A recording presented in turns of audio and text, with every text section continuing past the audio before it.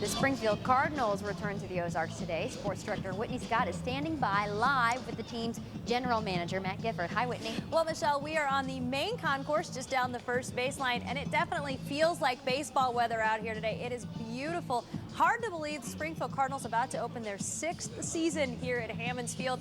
I'm joined now by Cards general manager Matt Gifford, who's been here from the very beginning. And I have to imagine, even if this is your 6th go-around, opening day never gets boring, does it? No, happy opening day. Welcome to season 6. It's so exciting. We're excited that the weather is finally how it's supposed to be on opening day. We invite everybody that's watching right now, come on down. It's going to be a great night.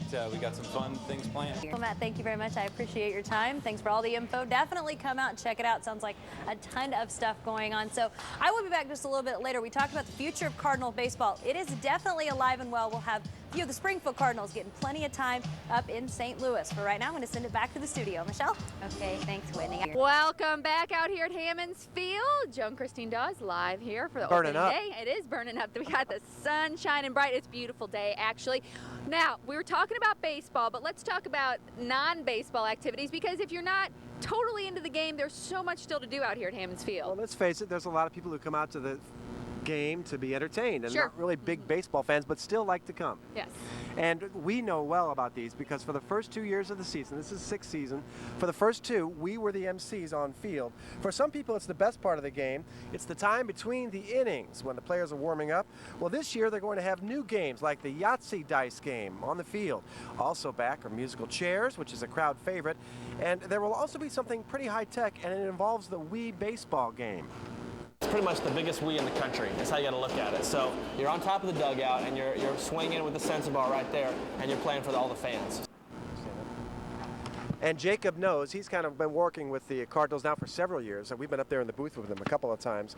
As we said, musical chairs is coming back. The Hardee's Thick Burger Eating Contest, though, will not. And Niemeyer says they'll be switching it up this year, so different games play during different baseball games, which will keep it fresh, kind of fun. Another fresh new face this year, Jeff Levering, the new broadcaster for the Springfield Cardinals, and also the public relations manager. Jeff, welcome to the Ozarks. Thank you very much. Thanks for having me on today. He took Mike Linskog's place. Right. And right. Straight trade. Well, I think was it? I think the Cardinals gave up maybe a batting tee or a bucket of balls or something, because I might have been a little bit more valuable. Who knows? Right. I'm not tooting my own horn or anything, but just saying. All right, Jeff Levering, thanks so much. Nice to see you. We'll be hearing your voice a lot this year. Good. Thanks for having me. We're excited to have you here. Now back to Michelle in the studio. Michelle?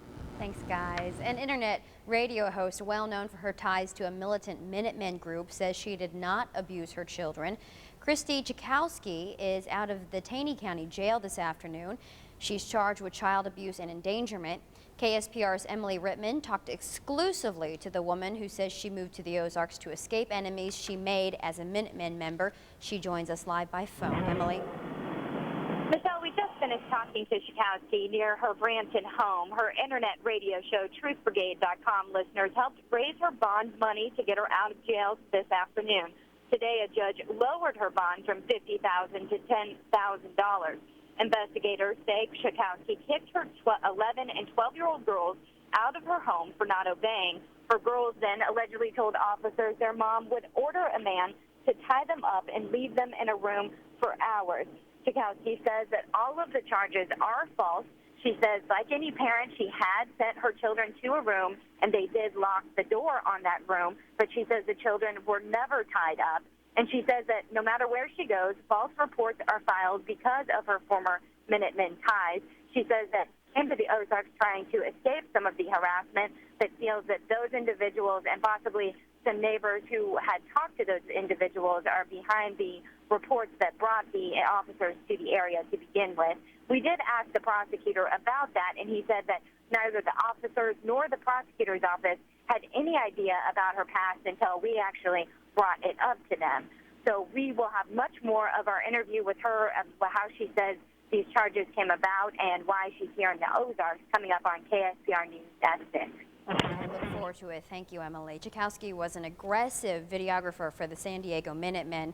The group announced in 2007 that it banned her from the group for insubordination, drugs, and unsafe weapons use. An organization that tracks extremist groups says San Diego members are some of the most militant Minutemen in the country. Well, is it a meteor or something else? That's what people across the country are wondering. A huge fireball-like object was caught on tape last night. Now, this video was caught by a police dash cam in Des Moines, Iowa. Whatever it was, it lit up the sky pretty well around 10 last night. The National Weather Service says it may be related to a weak ongoing meteor shower. Now here's a look at it from Wisconsin. Witnesses say it was as bright as the sun. It was also spotted in Missouri, Minnesota, Indiana, Michigan, and the Dakotas. Well, if you want to see the future of the St. Louis Cardinals, look no further than Hammons Field. Sports director Whitney Scott talks about some of the big leaguers who used to call Springfield home when KSPR News at 4 returns. Of course, you know the whole point of the minor leagues is to get players ready for the major leagues. Sports director Whitney Scott joins us once again. Whitney, are we starting to see some of the minor leaguers make it to St. Louis? Well, Michelle, we really are. You know, this is the 6th season of Springfield Cardinal baseball. Over the previous 5, we've seen players get to St. Louis, get some playing time here and there. But for this season, we're really starting to see a lot of former Springfield Cardinals not only get to the major leagues, but really contribute. With Brian Anderson's call-up yesterday, there are now 11 players on the St. Louis Cardinals 25-man roster who played here in Springfield. Now, of course, the big one is starting center fielder Colby Rasmus. In 8 games this season, Rasmus has 2 homers and 3 driven in. Brendan Ryan has also become a mainstay in St. Louis thanks to his versatility. Here's a complete look at the former Double-A'ers now in St. Louis. As said, Brian Anderson called up yesterday. You've got Mitchell Boggs, Alan Craig, starting pitcher Jaime Garcia, and reliever Blake Hawksworth. Joe Mather getting time in the outfield. Also Kyle McClellan, Jason Mott, Rasmus, and Ryan already mentioned, and slugger Nick Stavanoa. So this definitely is a place to see the future of St. Louis Cardinal baseball. I encourage you to come out. It's going to be a beautiful night for a ball game. And here's a guy who knows about that. We send it back to Kevin Lighty for today's weather quiz. Kevin? Thanks, Kevin. Okay. Well, it's opening day in the Ozarks. Here's a live look at Hammons Field. We'll talk about some of the new featured concessions at the ballpark when KSPR News at 4 returns. Welcome back to Hammons Field. Let's talk about the food. Oh, how far we have come since the old days of the Cracker Jacks and the peanuts. Kind of Oh, I like those nostalgic. days. I know, and they're still here. There's still peanuts and Cracker Jacks. But it kind of seems like the folks here at Hammons do a menu makeover every so often.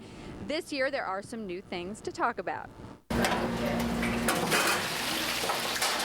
Look there at the potato chips. Did you know all the potato chips served in the stadium are going to be made fresh every day this year? No bagged chips in the stadium. What? No, none. And there will also be Frito pies, a little different from the walking tacos they had in the past. Some things have gone away, like the ices, not a big fan favorite apparently. But one of the best deals for stadium goers this year is the $1 brat nights. Woo. That's right, $1 every Thursday. So that means tonight.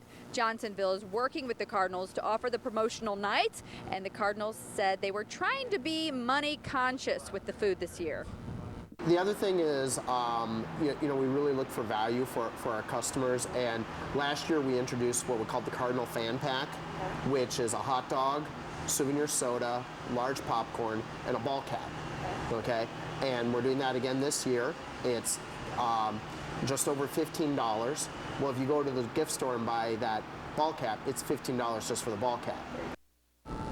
So there are a couple of bargains, but despite that, there is going to be a ride in the overall cost of the food, only about 1.5% though. The Cardinals attribute that in part to the new 3/4-cent sales tax here in Springfield. You'll recall that tax increase was passed by voters recently, and it was implemented this month. The Cardinals, though, point out that they did not raise food costs last year, so this is the first increase in the last 2 years. All that and a bag of chips. Wait a Did minute, you wait see a minute. those chips? Joe, I've been saving these all day for you, although I did snack on a little. Lily. These are the Ooh, look at that. these are the fresh-made chips. There's a chip person.